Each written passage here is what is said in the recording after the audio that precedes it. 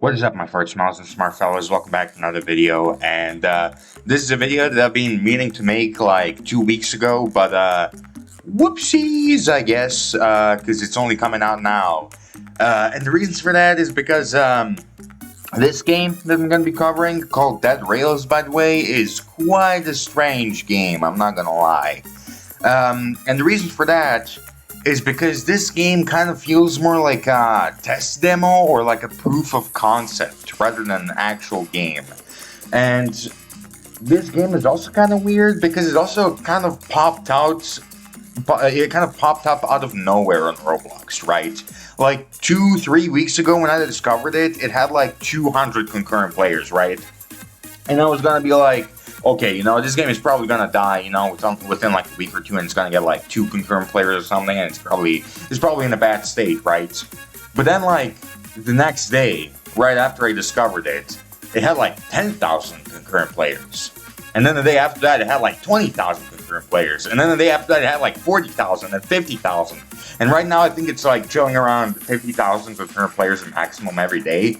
But it's weird because like it had like no players like 2-3 weeks ago, right? And then within the span of days, it exploded into one of the most popular games on Roblox in the current time. And I mean, the game does kind of deserve its popularity, I will say, because it's quite a good game. But again, the game feels more like a proof of concept or, something like that, or like test demo more than an actual game. Because the game right now, as it stands, it's super unbalanced, and it's kind of like, how can I say this? I'm not saying that it's ugly.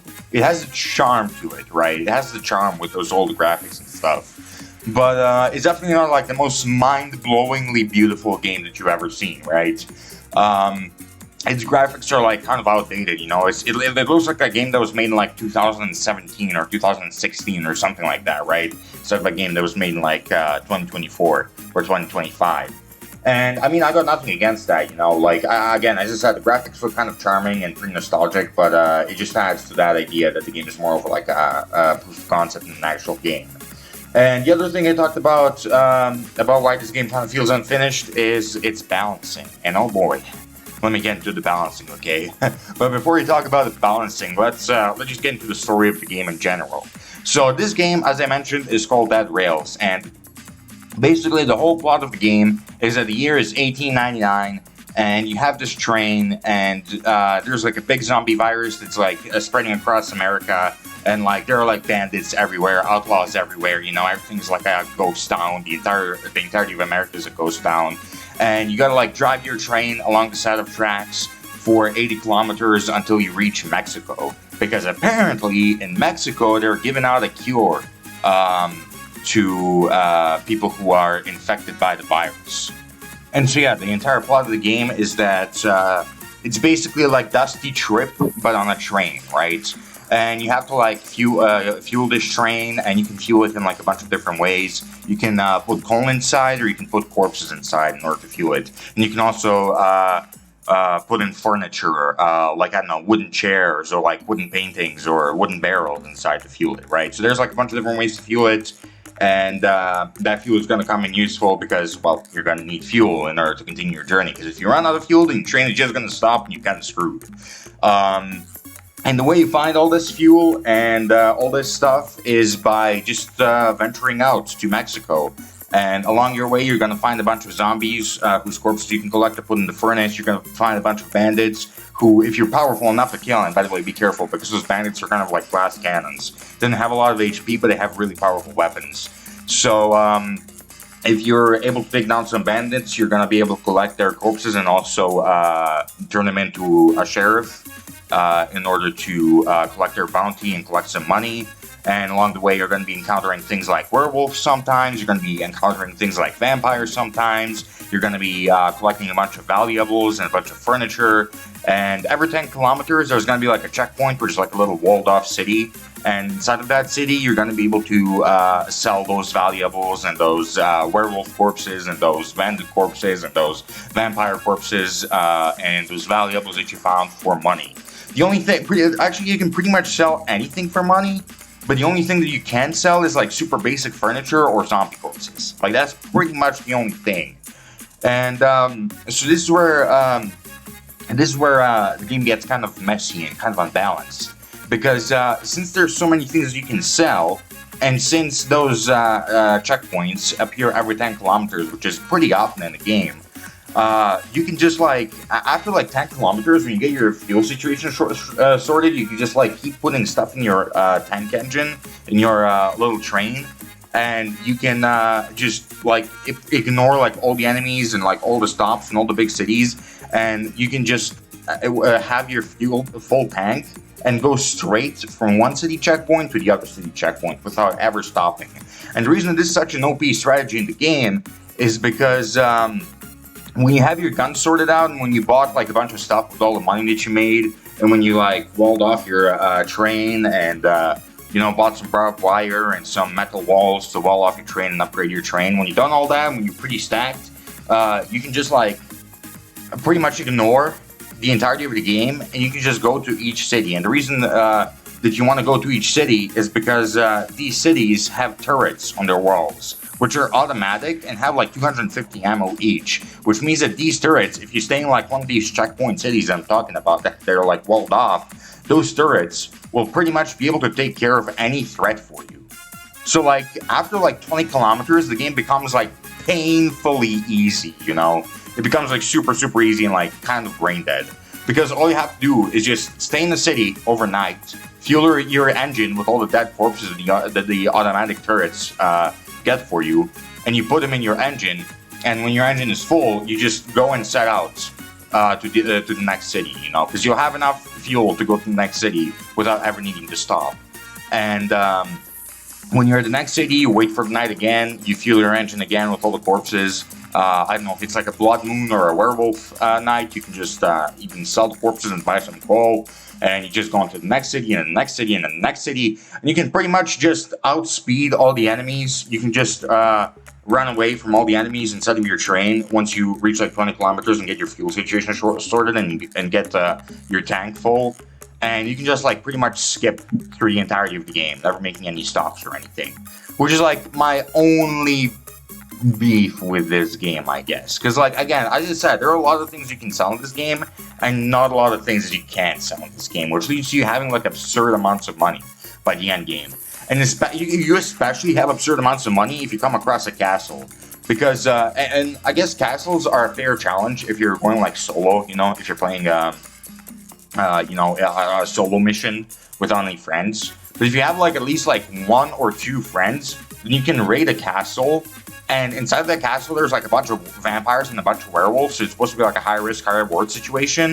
But the thing about the castle is that the doorways in the castles are so small, the werewolves pretty much get stuck in the doorways and they can't leave. So you can just like stand outside the doorways, and the wolves will just like run into a wall, never being able to get to you. And you can just shoot them to death and sell their corpses, right? So once you defeat like all these vampires and all these werewolves, you already have like $300 worth of corpses in your bags. But then on top of that, if you go onto the two rooms that are on the second floor of the castle, on one of the rooms there will be like an exclusive weapon that you can only get from castles, which is like a little knife covered in blood. And when you stab enemies with that knife, you will regenerate some HP. And in the other room, holy shit! In the other room of the castle, there's like generational wealth. Like, I don't even know where to begin, man. Like, in the other room, in the second floor of the castle, there's like fucking 20 gold bars. There's 10 band-aids. There's like 10 molotovs. There's like 2 of each gun. There's like 5 cases worth of ammo for each gun. There's like fucking 5 automatic turrets and 5 cases of automatic turret ammo. Or not automatic turrets, I mean like, the handheld turrets, whatever they call them. You know what I'm talking about. But yeah, the only automatic turrets in the game are the ones on the city walls on each checkpoint.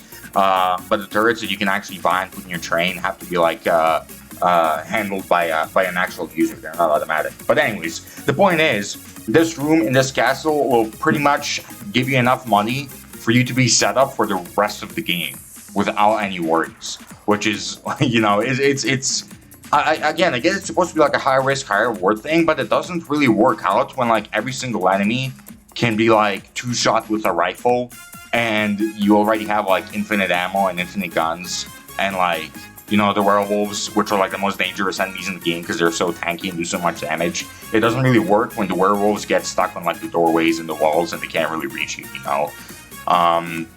It would be a cooler concept if like the werewolves could actually get to you, but again, as I said, since the game is like so buggy and stuff, that doesn't really work out most of the time.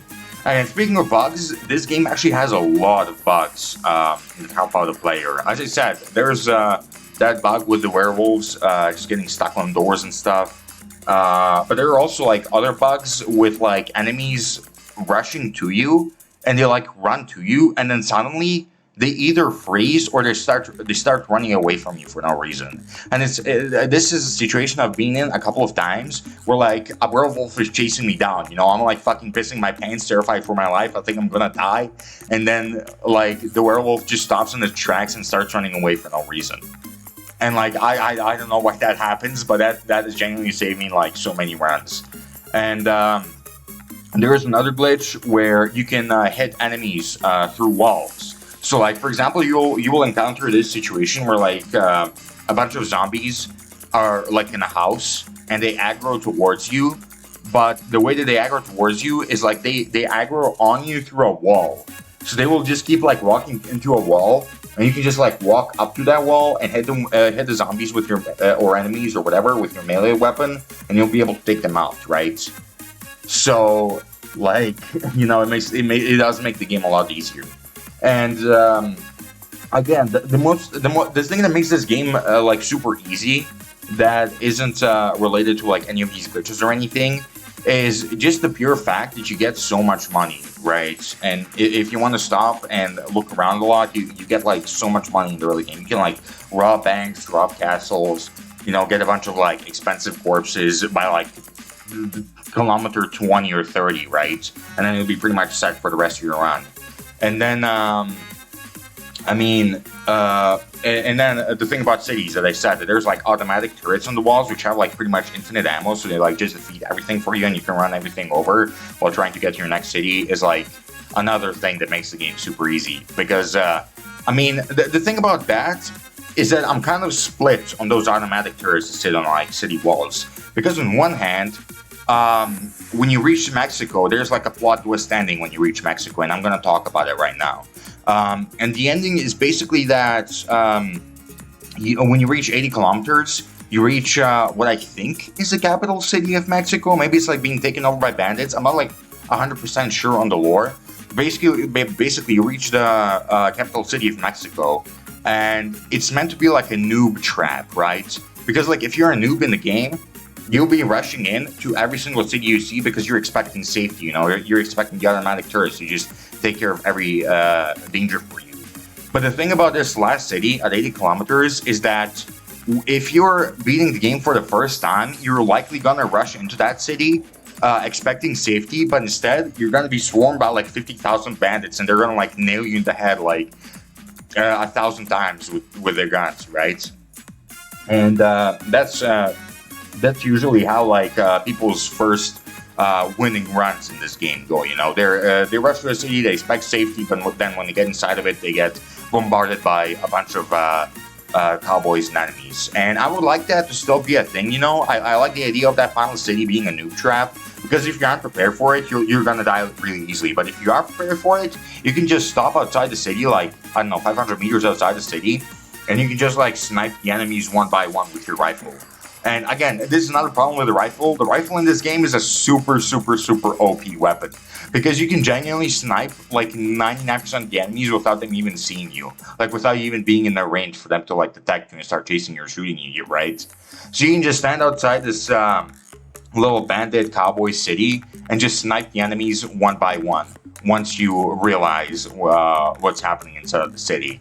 And you know, despite that, I would still like the city to be kind of a noob trap. So I would not want these automatic turrets to be completely removed from the cities, but I would like it to be so that like maybe 1 in every 2 cities has a turret. Or even better, you can make it so that every city has a turret, but they have like a varying amount of turrets and ammo to like make them feel really abandoned, you know? So like one city will have like one turret and it's only gonna have like 50 ammo, right? And then the other city will have like 4 turrets, but you're all only gonna have like, I don't know, 15 to 20 ammo. And the next city is gonna have only like 3 turrets, but you're only gonna have like 25 ammo or something, like 30 ammo, right? So it's gonna you know, be varied how much these cities, how many turrets these cities have, and how much ammo each turret has in the city. I think that would be like a way better idea, because again, these cities will still feel like safe zones. You know, noobs will still rush towards them, but they will not be able to like defeat every single threat that you ever face in the night for you, right? Because they're limited amount of ammo or limited amount of guns, right? So.